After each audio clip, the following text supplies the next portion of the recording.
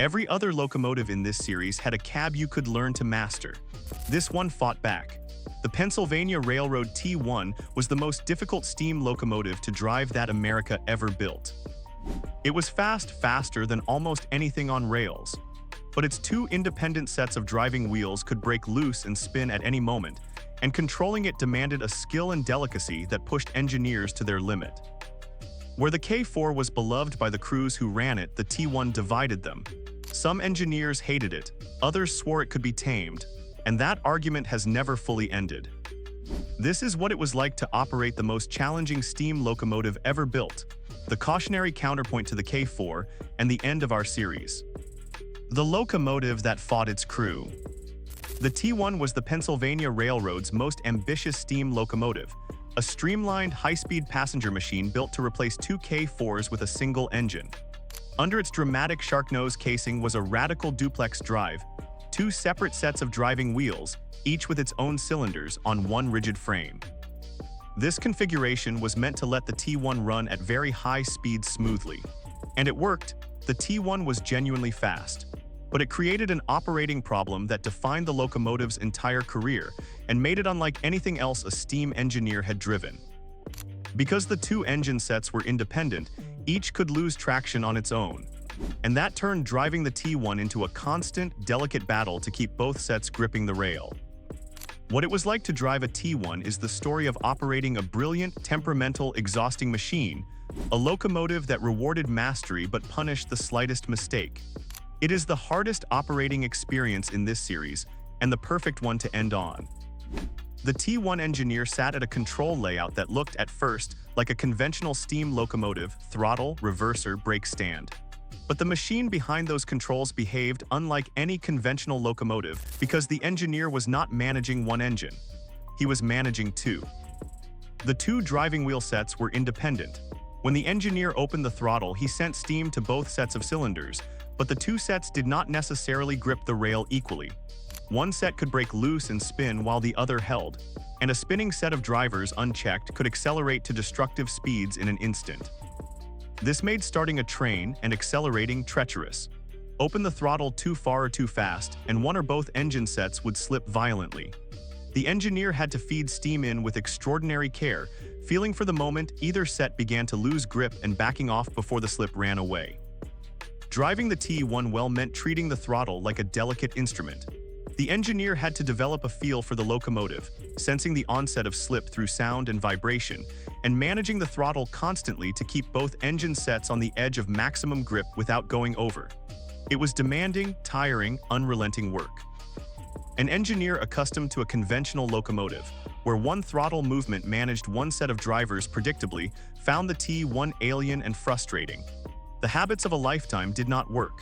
The T1 demanded a completely different technique, and an engineer who applied conventional steam habits to it would fight the locomotive the entire trip. But once it was rolling at speed, the T1 could be magnificent. When both engine sets were gripping and the locomotive was running fast, it delivered the smooth, powerful high-speed running the duplex drive was designed for. The challenge was getting there and staying there without a slip breaking the spell. And this is where the T1's story splits in two. Because the crews who drove it never agreed on what it was. No locomotive in American history divided its crews like the T1. To some engineers, it was a temperamental nightmare, a slippery, exhausting machine that fought them at every start and punished any imprecision. These engineers wanted nothing to do with it and were glad to see it go. But to other engineers, the T1 was a magnificent locomotive that most crews simply never learned to drive. These engineers insisted that a skilled hand, one who understood the duplex drive and respected its demands, could run the T1 beautifully, fast, smooth, and reliable. To them, the T1's reputation was the fault of crews who never adapted, not the locomotive. Both views held some truth. The T1 genuinely was harder to drive than a conventional locomotive, and it genuinely did punish conventional technique. But it also genuinely could be driven well by someone who mastered it. The problem was that mastering it took time, patience, and a willingness to abandon habits that had worked on every other steam locomotive. The T1 also carried a sophisticated poppet valve gear, more complex than the conventional gear on the K4. When it worked, it gave excellent steam flow at high speed. When it needed maintenance, it added to the locomotive's reputation for being difficult and demanding. For the crews, the valve gear was another way the T1 asked more of them than a simpler locomotive would. And the stakes were high. The T1 was assigned to the Pennsylvania's premier passenger trains, running fast on tight schedules. An engineer fighting wheel slip while trying to hold a fast schedule with a train full of passengers was under real pressure. The T1 offered no easy days. Every trip demanded the engineer's full skill and attention. The engineers who did master the T1 developed a genuine pride in it. Running a locomotive that defeated most crews and running it well was a real accomplishment. These engineers formed a kind of elite, the few who could tame the hardest steam locomotive in America. But they were always a minority, and their skill could not save the T1 from its fate. Because while the crews argued over whether the T1 could be tamed, a machine arrived that needed no taming at all. And it made the whole argument irrelevant. The diesel locomotive did everything the T1 was supposed to do, haul heavy passenger trains at high speed, but it demanded none of the T1's extraordinary skill. Any competent engineer could run a diesel well. There was no wheel slip battle, no delicate throttle management, no elite technique required. For the railroad, the comparison was devastating. Why operate a locomotive that only a handful of engineers could run well, that fought its crews, and that demanded constant skilled attention, when a diesel would do the same work reliably in the hands of any engineer? The T1's difficulty, which its defenders saw as a challenge worth mastering, the railroad saw as a liability. The T1s were pushed aside with remarkable speed. The locomotive that demanded the most from its crews was replaced by machines that demanded far less. The entire fleet of 52 was retired within about a decade and scrapped. Not one original T1 survived. The difficult, brilliant, divisive locomotive was simply gone. The contrast with the K4 is the heart of this story. The K4 was beloved, a locomotive that generations of crews learned, mastered, and trusted. It was demanding, as all steam was, but it was honest and predictable, and the crews who ran it felt real affection for it. The T1 was the opposite: brilliant, temperamental, divisive, and ultimately rejected.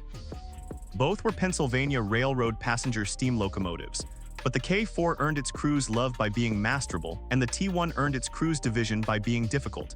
The K4 defined an era, the T1 became a cautionary tale.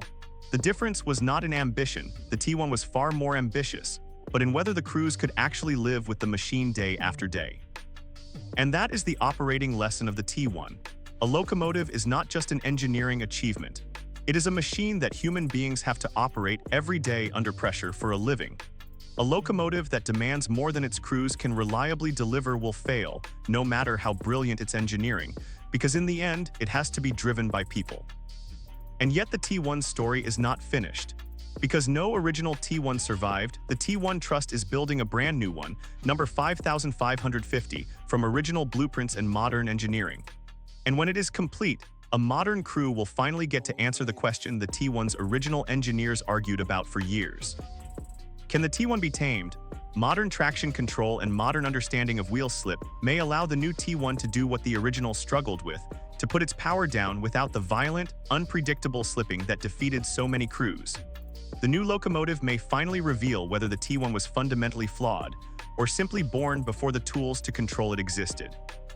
If it succeeds, the crews who drive the new T1 will experience something no engineer has felt in 70 years, a duplex drive running as it was always meant to. They may discover that the T1's defenders were right, that a T1, driven with the right technique and the right technology, is a magnificent locomotive after all. The T1 is the perfect locomotive to end this series because it makes the series' whole argument in a single machine. Engineering and operation are inseparable. A locomotive is both a mechanical design and a human experience, and it succeeds only when both work together. The T1 had brilliant engineering and a brutal operating experience, and the operating experience is what killed it.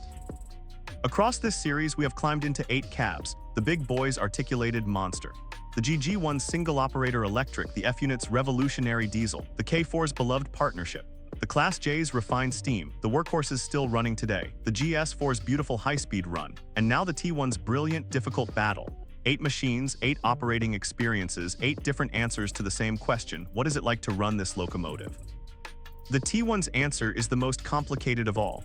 It was the hardest to drive, the most divisive, the most ambitious, and the most tragic, and it may yet be redeemed.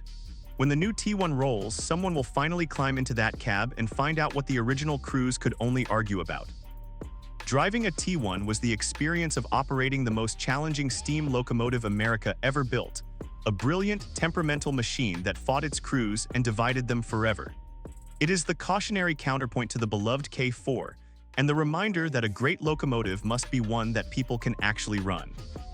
Driving the Pennsylvania Railroad T1 duplex was the experience of operating the most challenging steam locomotive America ever built, a brilliant, temperamental machine that fought its crews and divided them forever.